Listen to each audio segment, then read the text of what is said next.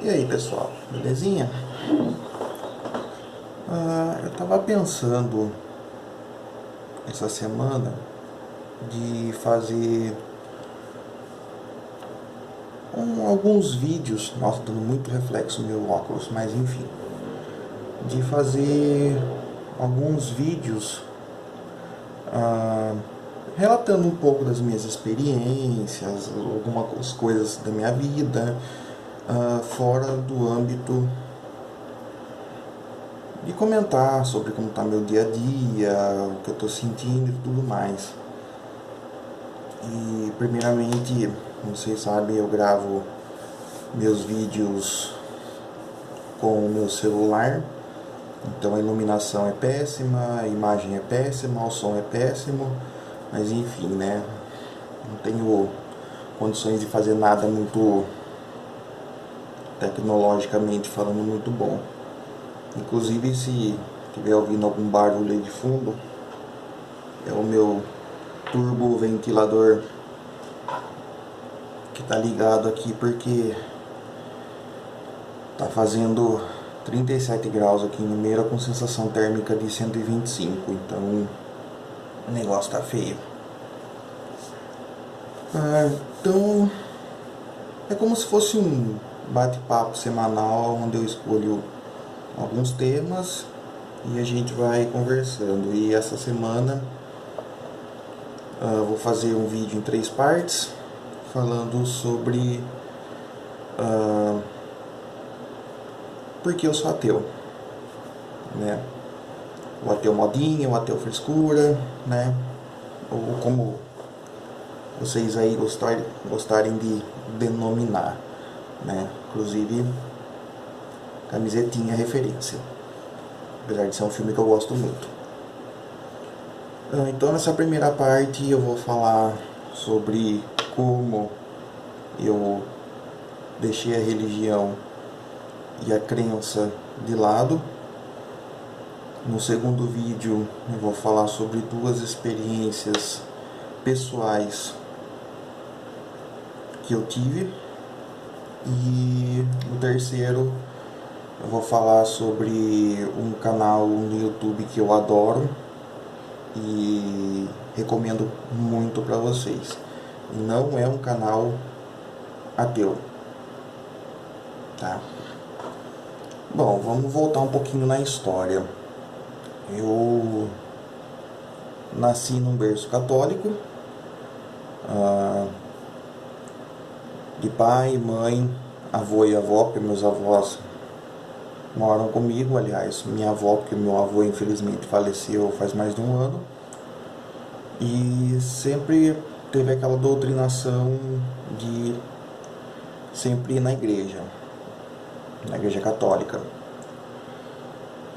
E tanto que eu fui batizado na igreja católica, eu fiz catequese, fiz primeira comunhão, eu só não fui crismado. E das minhas vagas lembranças, eu me lembro de frequentar o catecismo e fazer primeira comunhão. E por volta de 95 mais ou menos, os meus pais se converteram para a igreja evangélica. Só que um detalhe, eu tenho uma vaga lembrança de eu provavelmente bem criança, eu acho que os meus pais eram um pouco espíritas. Não sei, eu nunca conversei sobre isso com eles, porque eu me lembro alguma coisa disso. Mas depois eu lembro de eu ir na Universal com eles e frequentei a Universal por um tempo. Aí vem aquela grande pergunta: mas você é ateu porque você é gay? Não. Tem nada a ver uma coisa com a outra. Eu tenho uma parente que ela é muito religiosa, muito. E eu me lembro de quando eu era criança, ela ficava insistindo muito, tanto para mim como para os outros sobrinhos dela, de frequentar a igreja que ela ia, frequentar. E eu não gostava dessa ideia de imposição. Não é porque você nasceu num berço católico ou num berço evangélico que você é obrigado, com todas as forças, a seguir aquilo à risca. Eu acho que deve estar dando eco minha voz, né? Porque eu estou muito perto da parede. E eu não queria. Simplesmente não queria. Passando o tempo, eu me lembro que existia muita divergência religiosa dentro da minha família. Porque, como eu disse, né, todos eram católicos. Depois eu lembro que teve uma encrenca muito grande quando meus pais resolveram virar evangélicos. E eu falei, bom, eu não quero fazer parte de encrenca nenhuma. Porque afinal de contas eu acho que religião não é para isso, né? E tomem água, crianças. E eu me lembro que eu não aceitava muito as doutrinas da religião que os meus pais seguiam, que os meus avós seguiam e que os meus outros parentes seguiam. Aí eu tive que trilhar um caminho sozinho. E para isso eu tive que fazer de uma forma, entre aspas, um pouco escondida. Porque eu não iria falar assim, eu tô indo na igreja tal e receber 3 bombardeamentos de opiniões, aquilo é ruim, aquilo não presta, aquilo não vale, ali você não vai encontrar Deus, porque daí ia mandar todo mundo tomar no cu, né? Então, para evitar esse tipo de briga, eu tentei trilhar um caminho onde eu encontrasse aquela religião que eu me sentia bem, porque afinal de contas eu tinha a minha fé em Deus, eu tinha a minha devoção a Cristo e tentava de uma forma condizente seguir e trilhar os passos. Bom, passou o tempo e eu fui meio que nas escondidas procurando doutrinas, religiões e igrejas que me fizessem bem, porque afinal de contas eu não queria uma igreja que falasse o que eu queria ouvir. Eu queria uma igreja na qual eu me sentisse bem frequentando, que é uma coisa completamente diferente. Eu sei que pelos livros sagrados e pela Bíblia, eu sei que o homossexualismo é condenável e tudo mais, assim como várias outras coisas, né? Mas parece que hoje o que move a igreja é o homossexualismo, né? O resto dos pecados a gente nivela naquele o pecadinho e o pecadão, né? Que, na minha opinião, é uma bela hipocrisia. Então você, homossexual, vai pro inferno, mas o adúltero não. Estranho, entendeu? Pode ser aí erros de tradução, o mundo mudou, afinal de contas, 2000 e tralá de anos que foi escrito e não sei das quantas, mas hoje vê-se que criticar homossexuais dá muito dinheiro para esses caras. Mas enfim. E de todas as... Então eu fui na Batista, eu fui na congregação, eu fui na Assembleia, eu fui, em resumo, conhecendo várias religiões, várias, como eu posso dizer assim, várias doutrinas, até que a última que eu frequentei, que por incrível que pareça foi a que eu mais gostei, foi Testemunha de Jeová, e que eu frequentei por aproximadamente um ano e 3 meses, 1 ano e 4 meses. e depois eu parei também. Mas o cerne da coisa foi quando eu acabei... Eu não posso dizer se essa é a palavra correta, mas quando eu acabei descobrindo que você é responsável pelo que você faz e não Deus. Ponto número 1. Eu não critico quem tenha qualquer tipo de religião. Cada um acredita no que quiser, cada um tem o seu amuleto no que quiser, cada um usa a religião como a sua forma de bem-estar, de poder dizer que aquilo é a sua muleta moral ou sentimental, enfim. A única coisa que eu gosto é que eu não gosto que me encham o saco. Isso eu falo pra todo mundo. Ah, mas vamos na igreja comigo. Não, dá na minha cara, mas não fala isso pra mim. Ah, mas por que você tem que ir lá conhecer a minha religião? Não fala isso pra mim. Eu simplesmente odeio convites desse tipo. E talvez eu possa estar... Uma coisa engraçada é a seguinte: eu falo muitas vezes, eu falo isso para todo mundo que eu conheço, que a religião e a fé é uma coisa fluida. Em que sentido? Vou contar uma história de um conhecido meu. Eu conheço ele há mais ou menos uns 10 anos. Ele era um bandista. E sempre que conversava comigo, não, porque a Umbanda é boa, a Umbanda é boa, a Umbanda é isso, ela é perfeita, ela sabe tudo, e não sei o que, não sei o que. Tecia 1001 elogios. E por volta de 2010, se eu não me engano, um pouco mais, ele resolveu virar evangélico, se converteu. E o engraçado é que aí tudo aquilo que ele por anos achou que era perfeito, certo, de repente virou errado. É tudo errado.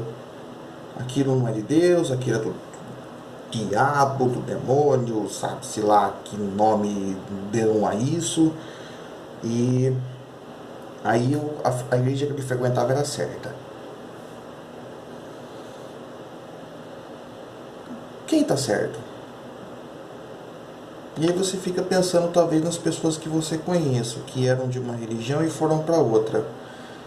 E pode perceber que 99% delas criticam aquela religião que eles eram e que por muitos anos fez bem a eles. E agora essa nova religião é a certa. E eu ainda me lembro bem que ele ficou um pouco contaminado por terceiros e um dia resolveu mandar uma mensagem falando que não queria ter mais amizade comigo, porque o que eu fazia era errado e tudo mais. Pois com o tempo ele acabou vendo que não era bem assim a questão. Esse é o exemplo de alguém que troca de religião. Então, talvez caiba no meu exemplo, que eu tinha uma devoção e uma fé e hoje eu não tenho mais. Mas será que eu posso, de não ter mais fé em nada, voltar a ter? É possível? Eu não duvido. Eu não duvido. Porém, aonde eu tô confortável. Por isso que eu não gosto de ser agressivo com pessoas religiosas. Eu costumo como eu até falo para esse meu amigo, que eu gosto muito de conversar, porque eu gosto de debate. E debate para mim não é algo com gritos e xingamentos, nem nada. Debate é eu passar uma informação e eu receber uma informação. Ou seja, eu tenho uma carga de conhecimento que, apesar de ser pequena, mas eu tenho uma carga de conhecimento para passar para alguém. E é óbvio que outras pessoas têm para me passar. Por isso até que eu falei que eu vou indicar e comentar sobre um canal não ateu, que eu gosto muito, porque esse canal está me passando ensinamentos das quais eu não tinha, das quais eu não tenho, das quais eu não conheço, que eu não tive acesso. Então, eu acho isso legal. Entendeu? O fato de eu transmitir conhecimento, porque apesar de tudo eu tenho uma certa carga de uma literatura que eu li, de filmes, de documentários, de testemunhos, de, sei lá, artigos científicos, que eu posso passar para alguém. E esse alguém vai me passar doutrinas e conhecimentos das quais eu não tenho. Porque apesar de eu ter vagado por algumas religiões e muitas delas eu ter ficado aí por mais de um ano, todo mundo sabe que um ano dentro de uma igreja você não aprendeu tudo o que ela tem para te ensinar. Só que hoje eu vivo muito melhor e muito bem sem Deus. E eu abomino, literalmente, quem... Os fanáticos religiosos, eles têm a sua parcela de culpa, então eles são criticáveis. Mas as pessoas comuns que têm a sua fé, que têm a sua religião, eu não critico. Eu não tento tirar Deus de ninguém. Assim como eu não quero que ninguém enfie Deus em mim. Eu tenho vários amigos. Na verdade, sim, conhecidos que são ateus, dá para contar nos dedos. Conhecidos que são católicos, evangélicos, umbandistas, quimbandistas, todos os istas mais da vida, eu conheço um monte.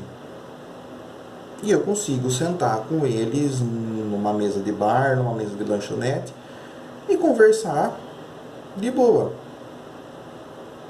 Porque eu não tento tirar Deus de ninguém. E eu não gosto que se faça isso. Eu gosto de transmitir um conhecimento sem agressividade. Porque quando eu precisei de Deus, Deus virou as costas para mim. Eu tive essa leitura. Porque eu não fui uma pessoa que tinha uma fé, digamos, mínima, ou uma questão religiosa mínima. Não.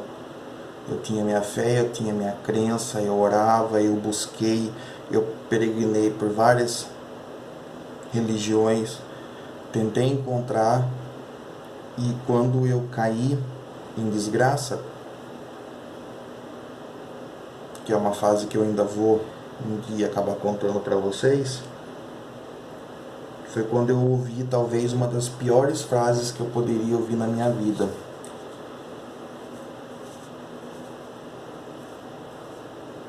Sabe quando alguém olha para você e fala assim, isso é vontade de Deus?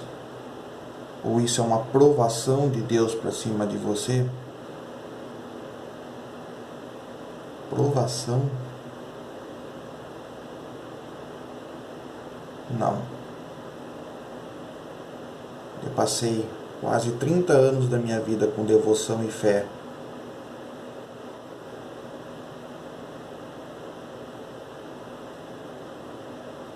Mas é no tempo de Deus. Ok, vai ser no tempo de Deus quando eu morrer? Quando eu não precisar mais? Então o dia que eu me dediquei e o dia que eu precisei eu não tive, então desculpa. Esse ser para mim não existe. Se não for eu resolver os meus problemas, ele não vai resolver para mim. Se não for eu tomar um rumo na minha vida, não vai ser ele que vai tomar para mim. Se não for eu fazer por merecer, ele não vai dar nada para mim. Eu tive 2 tentativas de suicídio. Eu quase fui internado numa clínica. Eu Passei por um tratamento psiquiátrico muito pesado. E isso era um teste. É claro que eu não estou entrando aqui em detalhes, eu estou falando meio superficial, então vai parecer que eu estou culpando ele por alguma coisa. Não, eu não culpo Deus por nada. Não sei porque não tem como culpar algo que não existe. Na minha concepção.